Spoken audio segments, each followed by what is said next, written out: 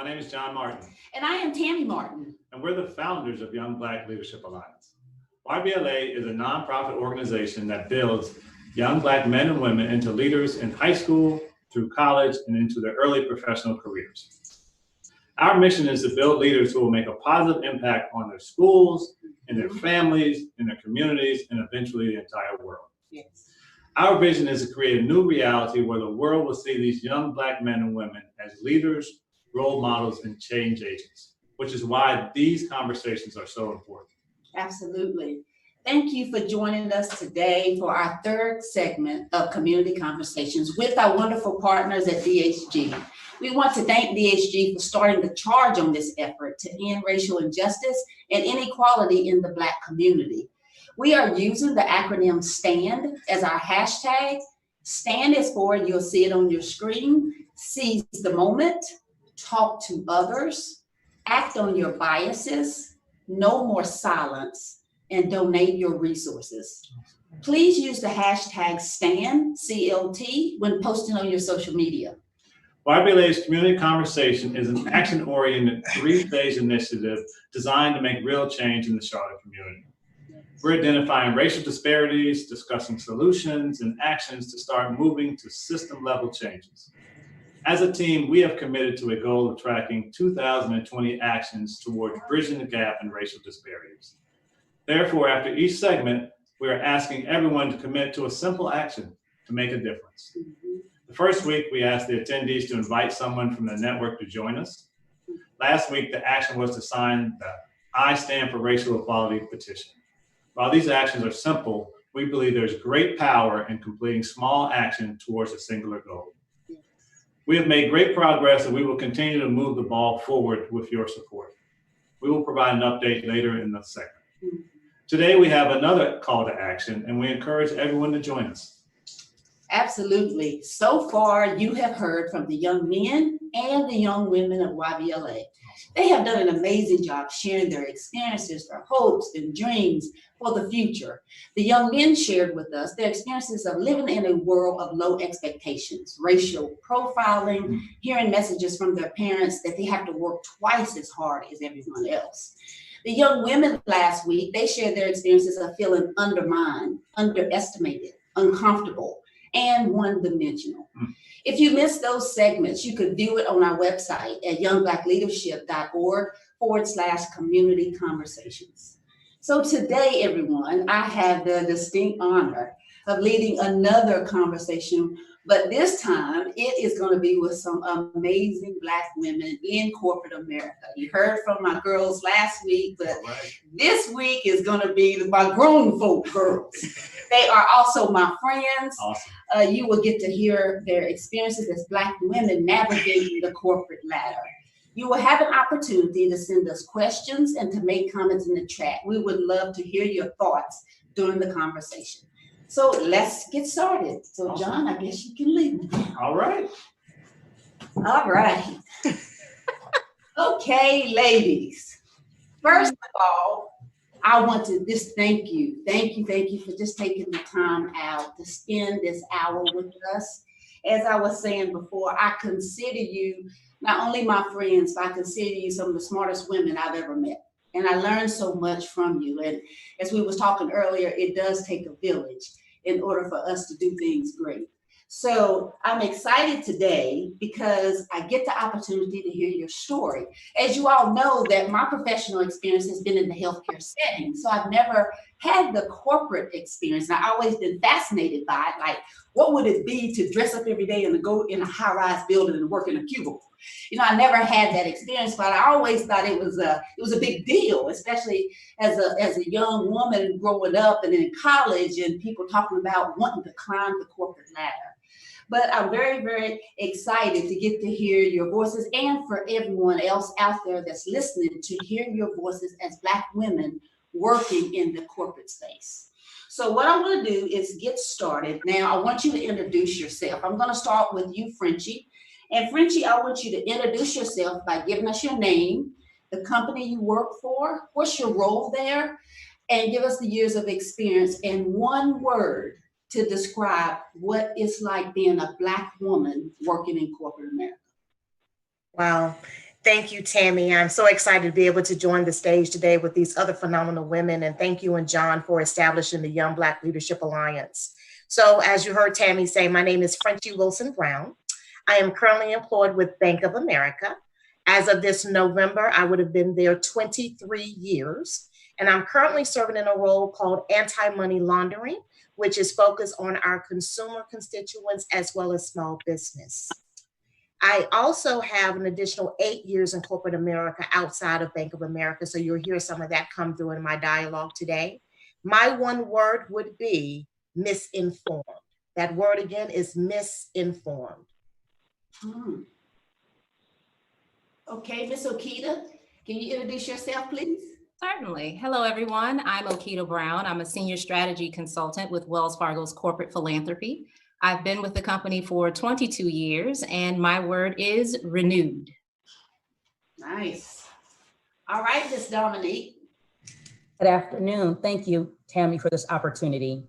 My name is Dominique Johnson. I work for Duke Energy, and I am the philanthropy manager for the Duke Energy Foundation. I've been with Duke Energy just over 10 years, and in corporate America, just over 18 years. My word that describes my experience, I would use, would be exhausting. All right. Miss Geri. Hi, Tammy, and good afternoon to everyone. Thank you so much for having us today. My name is Geri Jackson, and I am with Wells Fargo Bank. I have been with Wells Fargo for 31 years as of July this month, and I work as a human resources senior leader supporting our chief operating office and our audit group. And this was a tough one, but thinking about my experience as a Black woman in corporate America, my word would be guarded. Guarded. Miss Valarie. Yes, hi, thanks, Tammy. I really appreciate the opportunity to share my story and my experiences. I'm Valarie Udeh. I work for BAE Systems. We're an aerospace and defense company. I'm the director of communications. I have been with BAE Systems almost 8 years, but I have been in corporate America nearly 40 years. My word is weary. Weary. Nice. Thank you, ladies, for those introductions and those words, because we're going to come back to that. But first, before we jump into your stories, I want to share with the audience some statistics. I want to give a shout out to one of our young women leaders, Madison Dabney, for doing the research for me. So I want to share some of the stats. So Eric, you can put that up on the screen if you haven't already. This is just some context that I want to put into place as we continue these conversations with these women. I want to talk about, according to the National Women's Law Center analysis of the 2018 Census Bureau, Black women are the most educated group in the United States. They are paid 61 cents for every dollar that their white male counterparts earn. The difference over a 40-year career would mean earning about $946,000 less than their white male counterparts. Black women represent 12% of the population, but only 1.3% are in executive roles in corporate America. And only 2 Black women have ever been CEOs in Fortune 500 companies. And I also did some more research just to dig and see how many women, period, have been CEOs in Fortune 500 companies, and it's been 37. So basically, it's been 2 Black women out of 37. So when I look at the data and start to digest the stats that's out there about us, when I think about it, my one word to describe it is depressing. And I know earlier I asked you in your introductions is to share the one word on what it's like being a Black woman working in corporate America. And I want you to share with me on that. I'm going to go to you, Valarie. Valarie, you used the word weary. I want you to tell me why you chose that word and share some of your experience as a Black woman, and we talking almost 40 years experience in the corporate sector? I'm going to take a deep breath because I could talk the whole hour about my journey over 40 years. And so I did write some notes down because I wanted to be really clear about why I chose the word weary. You mentioned it in terms of the income disparity between Black women and white men. And so for me, it wasn't, I'm weary, I'm tired of trying to prove my worth, both from a compensation perspective, from a recognition perspective, and an opportunity perspective. It takes much longer to get to where I want to be. I have many hurdles that I have to overcome in terms of just proving my ability in the workplace. Can you get this job done? Let us test this out a little bit with you. Let's see if you can step up to the challenge. And I don't necessarily think others get that, don't have to jump the hurdles that I have to jump over. I am in communications, and so I am so tired of crafting messages and my conversations in a way that don't offend my white colleagues or make them feel uncomfortable. I have been in communications my entire career. And so I spent a great deal of time, not just crafting communications, but trying to figure out which words, the tone, the positioning, that's not going to put somebody at odds, make them feel ill at ease. I don't think my white counterparts have to do that. And then the last thing I'll say is, I'm tired of this conversation that we're having right now about, race, racism, social justice, racial justice. It has been part of who I am in my job. I've had to step in and have this conversation, and it's 40 years. I'm tired of having that conversation. And my last thing is, I'm tired of having people ask me, how do I fix it? How do I make it better? What can I do?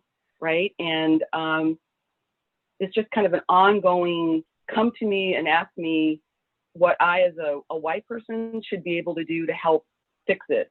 And I'm weary. It's 40 years of that conversation.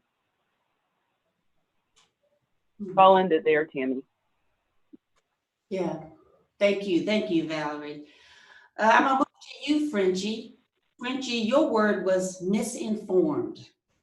You have put in 31 years approximately in corporate America. Unpack that for me. What does it mean to you to be misinformed? Thank you, Tammy. Yeah, so as I think about being misinformed, it is because of the stereotypes that social media, which is very prevalent in a lot of our lives, as well as the news have portrayed as it pertains to African-American women. And so the misinformed piece of it is that when you see something on a YouTube or in social media or on the news, or you hear something in the streets, you seem to believe that that is the representation of all African-American women.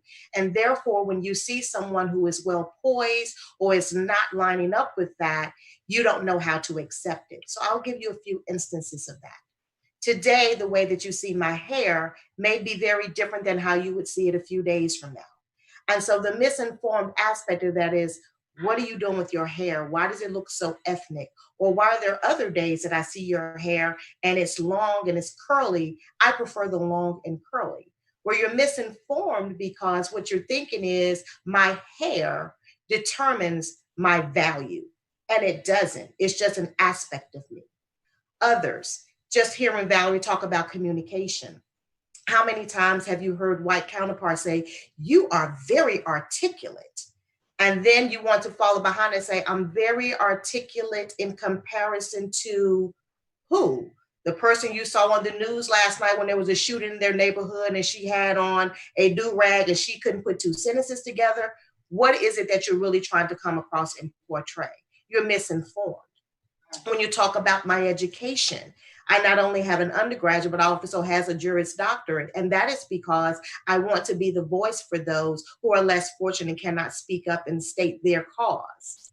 Misinformed also is when you hear me speak passionately and compassionately about something, but now you want to categorize me as the ABW, the angry Black woman. And that's because I'm coming across direct, clear, concise. I know what I want to say, and I can state it without any ambiguity.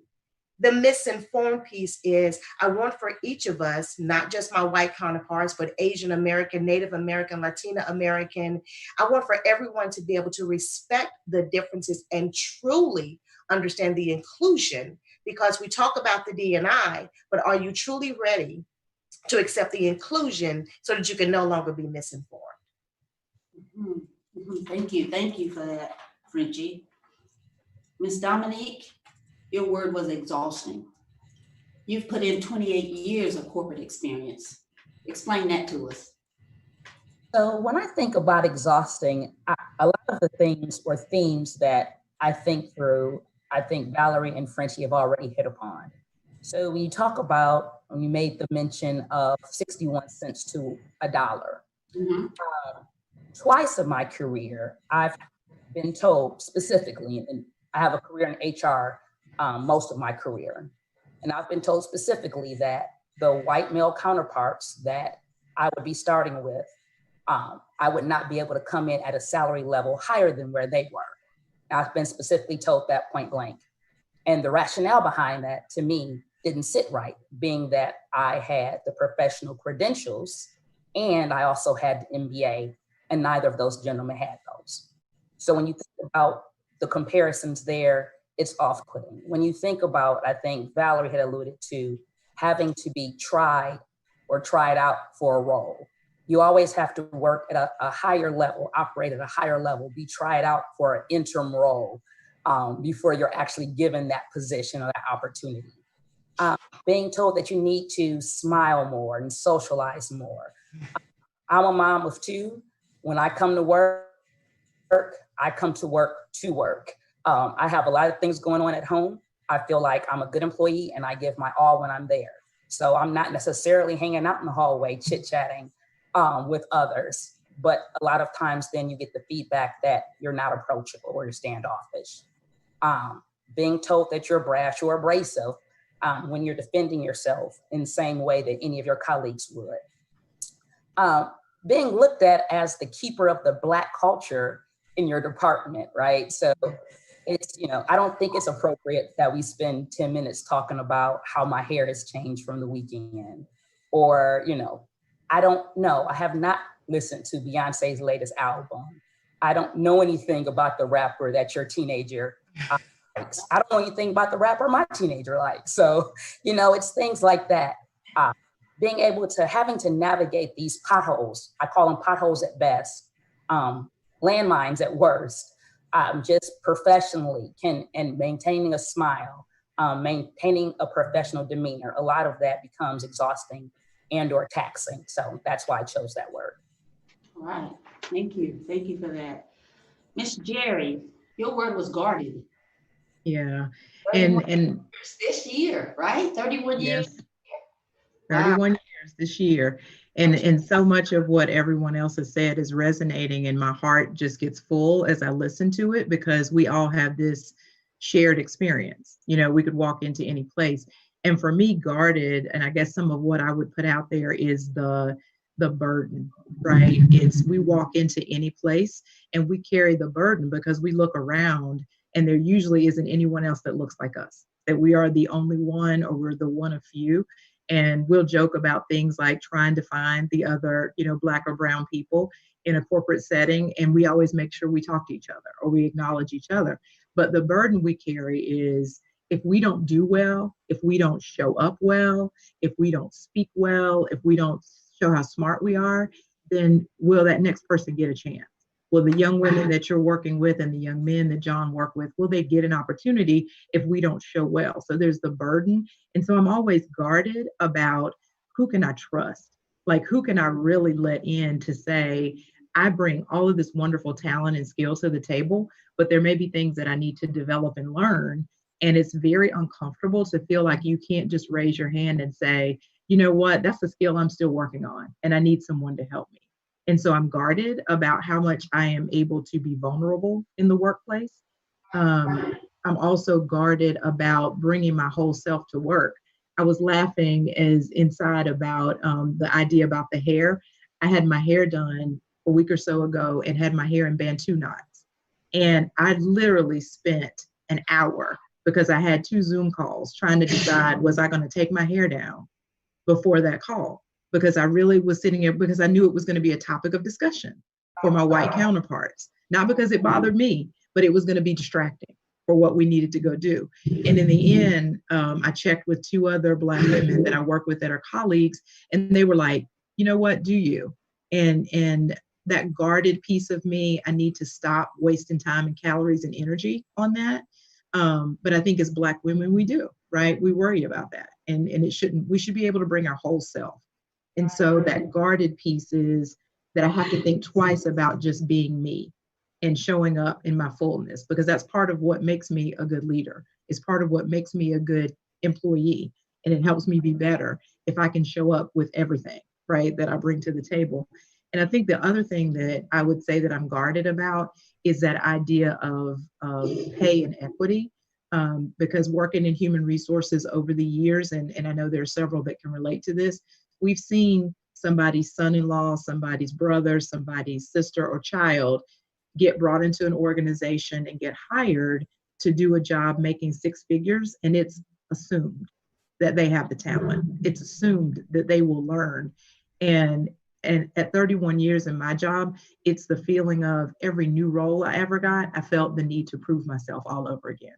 That it's never getting to the place where, as a senior level person who's been 40 years, 31, 30 years, that you can feel like you are credible and that you can show up with your degrees, your talents, your experience, and that it's enough.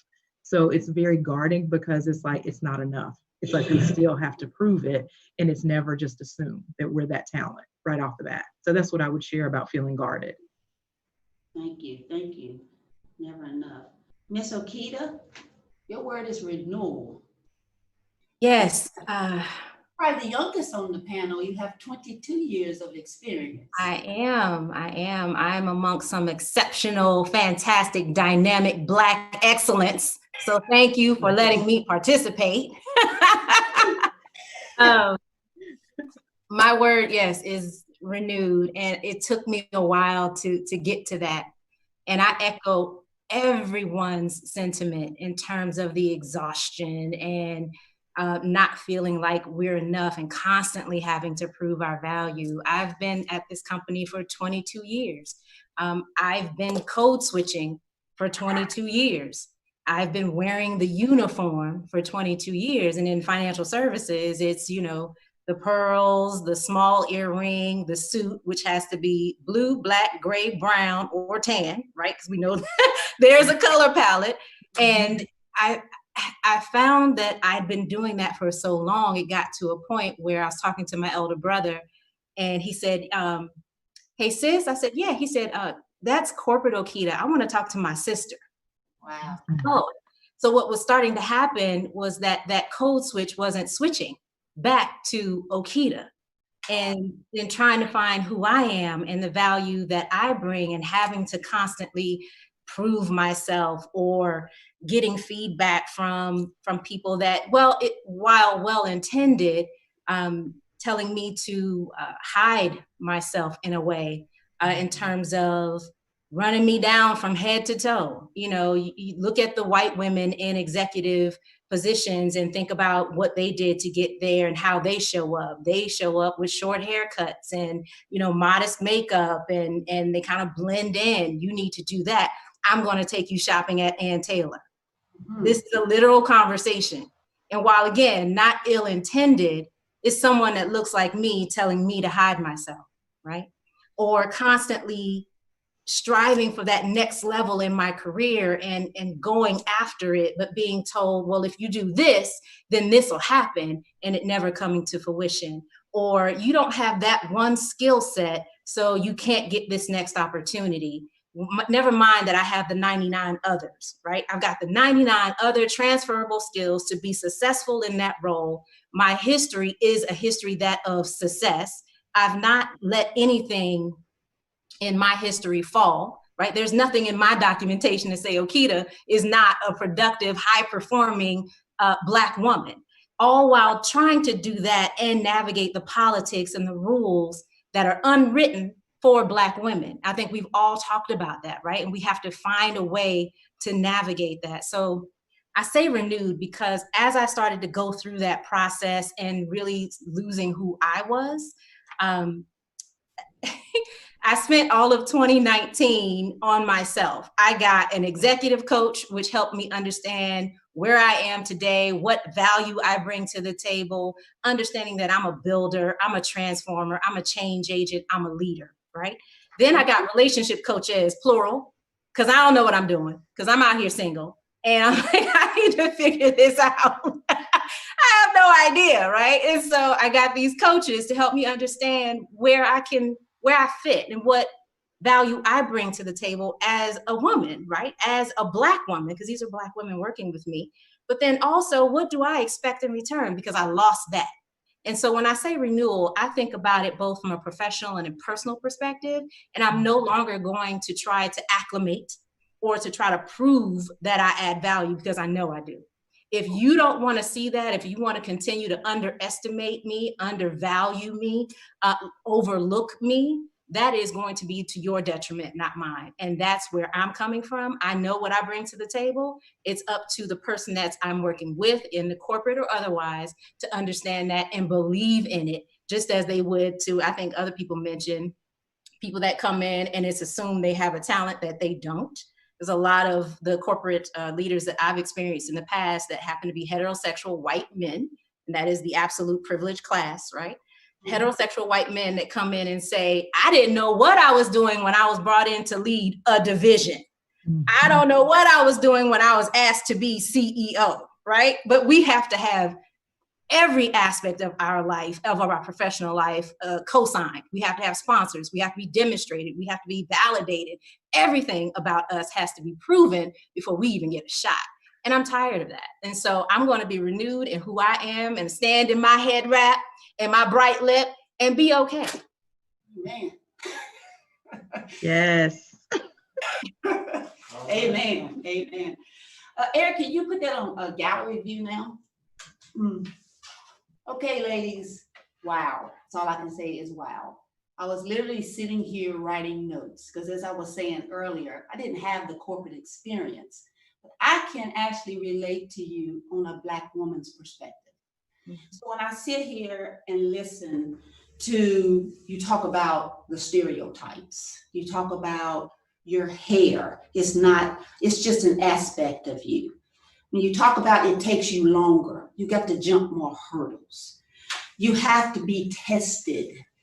You have to prove your worth. You have to get the sponsors. You have to navigate the potholes. You have to navigate the landmines. You got to do a lot of code switching. You got to wear the uniform. And in all of that, you get lost in who you are. As Okita said it, very, very profound, you start to lose who you are. So talk to me, ladies. Let's just have this conversation on, I want to know for myself and also for the audience that's listening, how do you deal with this every day, month to month, year to year? You get up out of your bed, you go to your job constantly every day for extended amount of years. How do you emotionally deal with it? How do you take that every day, knowing that you're undervalued, knowing that you have to work so much harder? Valarie? Valarie, you want to answer that one? Sure. I mean, I 40 years, I was really thinking as you were saying, Ed, and I think for me, my motivation would be those who are coming after me, right? That I owe it to them to show up. Just like my ancestors showed up and did what they needed to do, so that I have the opportunity to go to college.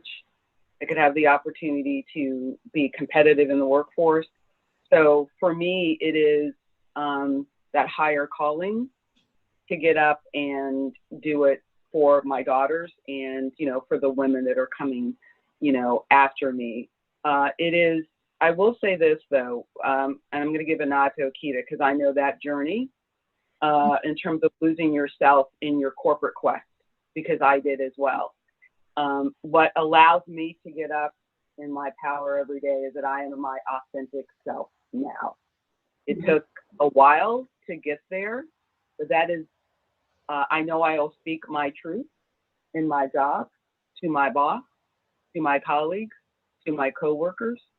And I think that if I didn't have, if I hadn't found that voice, if I hadn't had the journey to sit in my authenticity, I think it might be a challenge to get up every day because, you know, I can't put a mask on every single day to get up and go to work and feel at 5 o'clock I've accomplished anything of any value to anybody. So my ancestors, the generation I see before me, and the power of my authentic voice is how I get up every day and go to work. Right. And Frenchie, you specifically talked about hair. And I can't tell you how many conversations I've had with the girls on hair. Is such a big thing. But as you put it, it's not everything of you, it's just an aspect of you. How does it, tell me, what do you tell yourself out of all of the years that you had to work with that and people looking at you, you changing your hair? What is it that you tell yourself that keeps you feeling like, you know, I'm okay, I can make it through this? My grandmother is 89 years young, and she's going to outlive everybody on this call, I assure you of that. And what I learned is that as my grandmother was growing up, she would look in the mirror every day after she put her clothes on, and she would look at herself, she'd say, "You a pretty little chocolate drop." And that's because she encouraged herself. She did not rely upon anyone else to determine her value or her self-worth. She did that first, and that's something she did every day. And Tammy, what I have done is I edify myself. I speak in confidence to myself because the world is ready to tear me down. The world is ready to tell me your hair is not appropriate. Your ethnic jewelry, which I purposely have on today, is not appropriate for corporate America. You have on a headband and you're going into work, or you have a head wrap. That is not appropriate. But if I am self-encouraged and I know my value and my worth, then that means I now need to advocate for myself.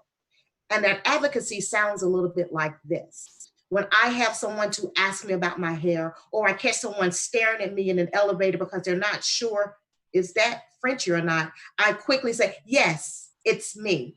And I educate them on my hair. I chose to do this to my hair because of this. Oh no, this is what we call weave. I am going to educate you so that you understand. I also make sure that anyone that I'm talking to about my hair, that I let them know this is a conversation you can have with Frenchie, because that's who Frenchie is. You cannot go to my other sisters and ask, can I touch your hair? Is that really yours? Is that weave? How much did it cost? So I educate them so that they don't figure out, oh, I can only have that. I'm telling you up front that you can have that education with Frenchie. So I think the advocacy that we have for ourselves, we have to be deliberate, meaning I'm not going to wait for you to ask. I see you looking. I know you have questions. I'm going to share it openly and honestly, and I will also open myself up so that you can come and ask the question and get a candid answer. I know this is the last thing I will say. I always make sure that when I'm in these type of forums that I let people know I don't represent Bank of America. That is my employer that I work with and for. And I also make sure that they know I don't represent all African-American women. So I can only base it upon my experiences because, again, going back to my word, misinformed, let me help give you some education so that you don't continue to live in that ambiguity or that gray area or that ignorance that you've had for so long. So that's how I am able to overcome the concern about my hair. Amen. And Geri, especially you and Dominique, what I want y'all to explain to me, what does it do to you competitively? Because it has to be an extreme impact on the advancement of your career. So how does that affect you guys when you're trying to navigate the potholes, as you say, Dominique? What is that like? Yeah, It's an interesting thing because as I was kind of younger in my career, probably about where Akita is today, and really trying to figure out who am I? And I had one of my white women leaders who said to me, Geri, you know, what makes you special? What is it about you that they're going to get from you that they're not going to get from anybody else? And I really had to go unpack that, right? And I spent some time as well investing in myself and getting an executive coach and spending the time doing some awareness work. And I would tell you, we have to invest in ourselves, because if you don't, no one else will. And you need to be able to speak for yourself and be crystal clear about your God-given gifts and what you can bring to the table. But the navigation piece, I would tell you, is something that has been difficult. And that was something for me, you know, clearly in my career, where I had to get okay with asking for help from people who don't look like me.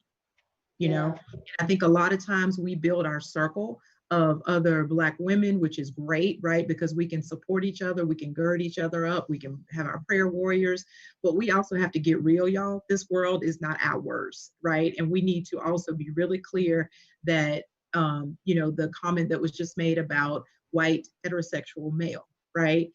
That is who is in power, that is who is in charge. And for me, it was learning to open up and befriend those white men, you know, who I'm working so closely with. And those are the people who started to teach me what I needed to know. And I'll give you a really good example, Tammy. I had a leader that I supported in the past who was the head of technology for the organization. And I would travel, right, with him as his HR leader all the time. And he sat next to me and he said, "What are you reading, Geri?" And I thought he meant just in general. And I was telling him whatever book I was reading. He said, "No, what business trades are you reading?" And I said, you know, I hate that stuff. It just drives me insane. I just can't read all these really, you know, big journals. And he said, get The Economist, find you some Harvard Business Reviews. And what he was saying to me was, it's imperative, if you're going to go to that next level, that you understand the business that is being talked about, that you have a perspective, that you have a view. And so what he did for me was to help me to learn to navigate in different circles, because then I could talk about the business that was going on, but I also did it in a way that was palatable for me and my style. And so that's pieces of it that we have to be able to learn how to adapt, right?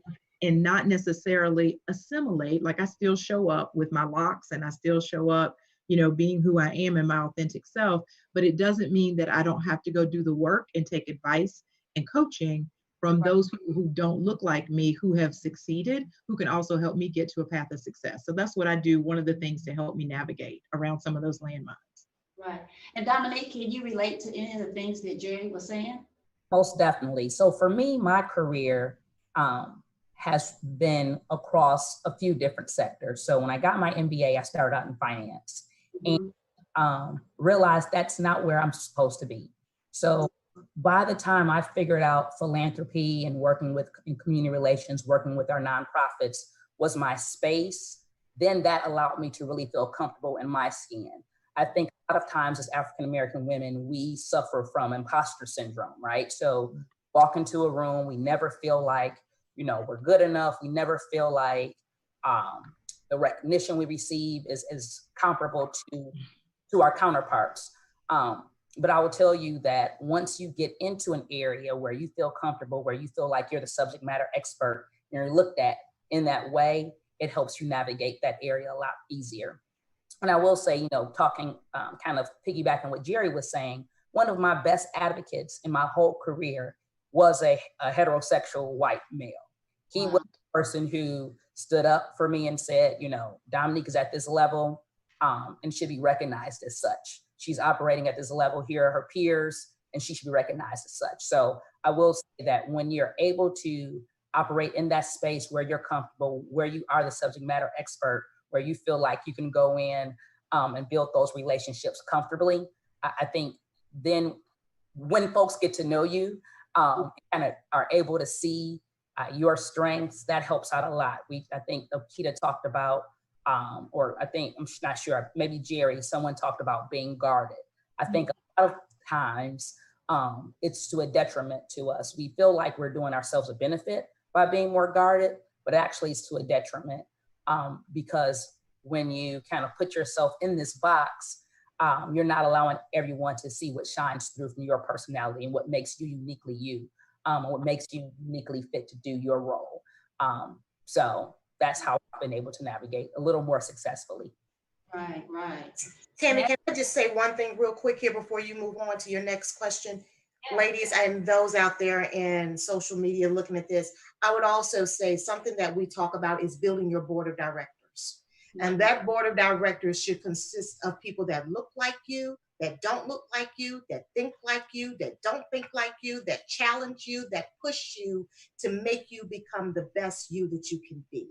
One of the things I always say is you might as well be the best person you can be because everybody else is already taken. So what that means is build your board of directors with people who are going to do exactly what Geri just talked about. What are you reading?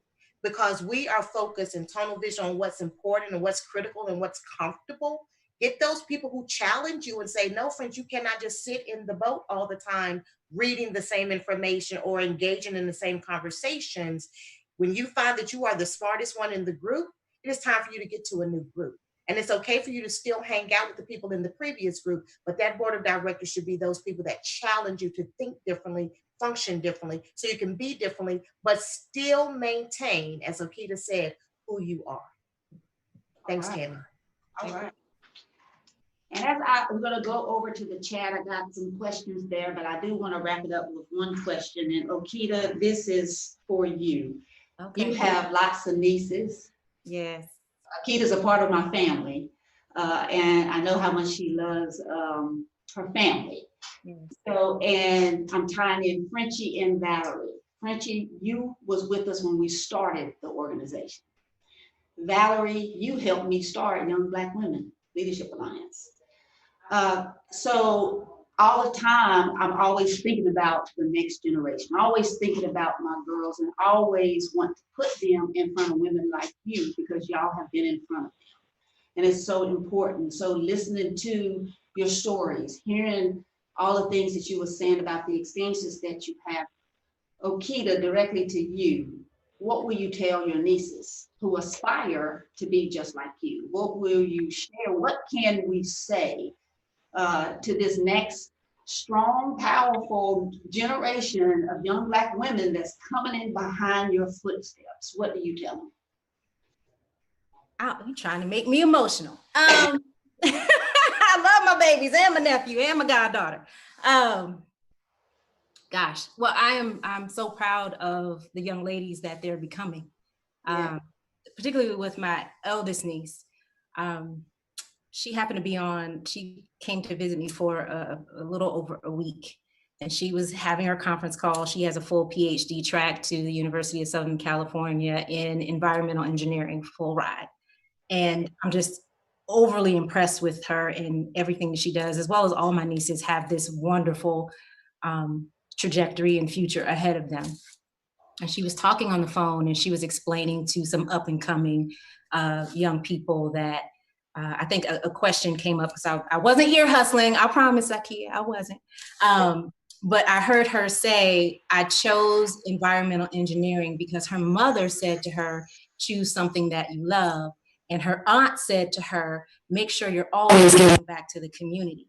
And so she chose, she said it was either engineering or it was either accounting or math or engineering. And she chose engineering, but she chose environmental engineering. She wanted to give back to her community.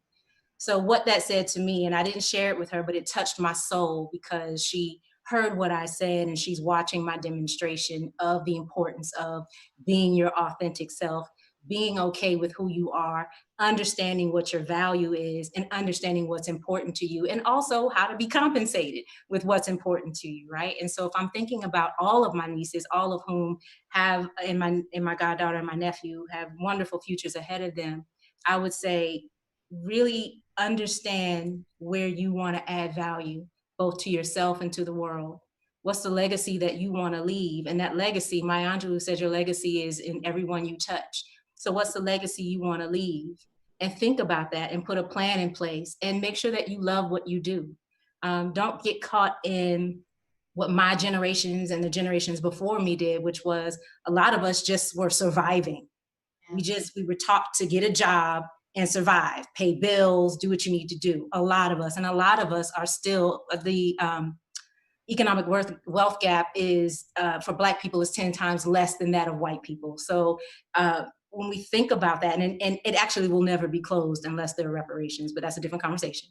But if we think about where we want them to be, I'm also very hesitant around what I share with them because they're so powerful and dynamic, and I don't want to impose our stuff onto them as well, right? I don't want to say you just need to get a good job so you can pay your bills. I don't want to say that to them. I want them to be passionate.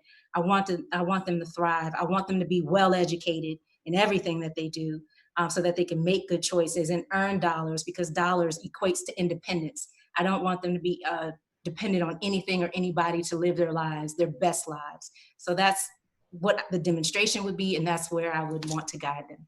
Yeah, nice. Thank you, Udeh. I got a question from the chat. We're gonna move there. And actually you answered one of the questions. So I'm gonna go to this one, and we actually have time for probably all of y'all to answer this because it's pretty quick. Someone asked, what would be the one positive word that you would use to describe your growth impact in your experience? The one positive word you would describe your growth impact and experience. I'll go back to my word, renewed. Okay.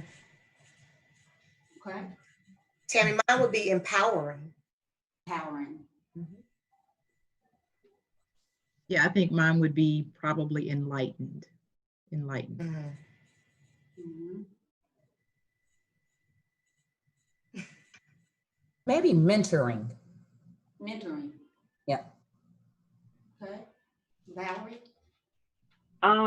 Yeah, those are all great words. I don't even know if it's going to make sense. It for me is I've realized the power of history, and I don't know how to say it in a word, a single word, but the power of history. It is the good and the bad. Right. The last question here from the chat is, what advice or hope would the panel have for Black women in corporate America experiencing the same thing, but with less experience? So I ask it again, what advice or hope would you give for Black women in corporate America right now experiencing the same thing, but has less experience than you have? So for me, my hope would be that 10 years from now or 20 years from now, when they're sitting in our seats, that this conversation doesn't have to happen. I feel like there are times where being an African-American woman really shouldn't be a thing, right? So if we're the most educated, the conversations about our feeling not empowered or less compensated really shouldn't be an issue 20 years from now. I realize there are a lot of things systemically that need to change in order for that to happen. So that's my hope for them, that those systematic changes that need to take place begin to take place, so that, you know, their race and their gender is a non-factor in their trajectory. Right. Okay, we have about 2 minutes before we have to end it, but I definitely want to get this last question in, and we did discuss this. And briefly, can y'all give us, how can others be an ally for Black women in corporate America? What can people do? We get the question a lot. How can we help? So you in the corporate space, what would you say to help build an alliance with you? What would you? Can I take that one? Yes. Several. So I would say in order to be an ally, you have to be clear about who you are. So do your work, understand who you are, what bias, unconscious or otherwise, you may have, what isms have you perpetuated. Do the research. Don't rely on Black people to educate you about Black people. There are several ways that you can get the resources and the knowledge that you need. There are documentaries. 13th is a great documentary. I think it's I Am Not Your Negro is a great documentary. There are books, there are YouTube videos around white fragility. I would highly recommend looking into that if we're talking about really wanting to be an ally, own your stuff. I'd also recommend thinking about your direct influence and span of control, both in your professional and your personal life. What in your professional life do you have control over, and what's your influence, and uncover any disparities that may be encountered, both in thinking about your culture, your operations, and your business practices. Start to pull back that onion, because if you don't fix those things, we are bound to have this conversation in 20 years. So really get to the systemic aspect of the disparities that Black people, women and men, are facing, both in the corporate space, the professional space, as well as in your personal lives. Also think about your personal networks, the boards you sit on. If you're in the PTA, your social network of friends, not being single issue voters, I think is hugely important, because when we get to the ballot, that ballot has the judgeships on it, the mayors, the governors, the state the state council, House of Representatives, Senate, the U.S. Senate and House of Representatives, sheriffs. All of those people are on these ballots. Understand who they are, and if they're perpetuating racism in their practices and how they lead, think about that before you cast that vote. I think that's hugely important, and that's for everybody, not just being an ally, but that's for everybody. But I think start to uncover all the various ways that we can work together, and that you can be an effective ally. And that doesn't necessarily just mean, but also includes speaking up when you see something is happening, and not perpetuating that thing that we know is a disparity for our people. Right. Well, ladies, I thank you so much. I wish I had more time, but we are going to pivot here. First of all, I just want to give you mad love here for sharing your voice and sharing your experiences. You are amazing Black women, and I'm sure everybody that was listening would definitely agree with me on that. So now what we want to do is we'll have our young leader, Ms. Abuna, gonna come over and talk about our update on the call to actions. Hi everybody, my name is Abuna Uche, and I'm bringing you your call to action update. During our first week, the call to action was invite your network. And last week, the call to action was sign the petition. From those 2 weeks, we now have 210 total actions towards our 2020 total goal. Yes. This week, our call to action is to share the YBLA's post on your social network. In order to do that, you would first go to your social media page, search for YBLA, Young Black Leadership Alliance, like us, and then find the post that you see on your screen and share it with your friends. Mm-hmm. Yes, our goal is we are trickling up, and we want to continue towards the actions. As John was saying earlier, it's just the small things, but we know it could turn into something really large. So thank you, Abuna, for giving us that report. Now we will go ahead and wrap this up. I did good on my time. Oh man, what a powerful conversation. Oh my goodness. Powerful, powerful conversation. Ladies, you guys did an amazing job. Yes. I learned so much. I am filled. I was looking at the chat. Everyone in the chat was just really giving positive affirmation. Yeah. Lots of people. The one that I got right before I left was like from a Black female leader. Wow. It was like, wow, this is so powerful. You guys are speaking to my story. So All right. you guys did an amazing job. But I would like to thank not only the ladies and Tammy for hosting, but also our partner. And then thank you everybody for joining this third phase, or this third segment of phase one. Right. So we hope you guys had a great time. Thank you to our partner, DHG. Yes. They've been doing all the heavy lifting. We have our guy, Eric, behind the scenes, our technical guy back there doing the work. But thank you. So next week, we're going to feature Black men in corporate America. Y'all have to come strong. I don't know if we can come that strong. Black men in corporate America. Please tune in next Tuesday to hear their views, their experiences. But as we wrap up, I have 3 quick requests. One is to invite your network to join us next week. And then 2, sign the petition if you haven't already done that. And then 3, share the social media post. So we want to make sure that everything goes forward and that we have lots of actions to report next week. Yes, yes. As John says, we definitely want to meet our target. I think we will exceed the target. We got it. Of reaching our goals, because it's so important that we all stand together with our hashtags and fight for racial equality, because you know what we do at YBLA is we build leaders, and how we build leaders is that we're putting them in front of women and men, just like the women you saw today, so they can aspire to be like them. And John and I have always felt that it is our responsibility, really our calling, to make sure that the next generation of young Black men and women, they live a different time than we do. That it's always been our mission that we create a new reality. And when we say that, we mean that we want the world to perceive them differently, and not based on some of the things that Frenchie was talking about, based on our hair or how we speak.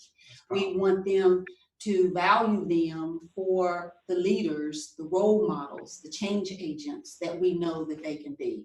So as we wrap it up today, we want to thank again everybody to come, and the best way that we can continue going forward with this is stand for a better tomorrow. So please follow us on our social media and visit us on our website. We hope you have a great day. Thank you, everybody.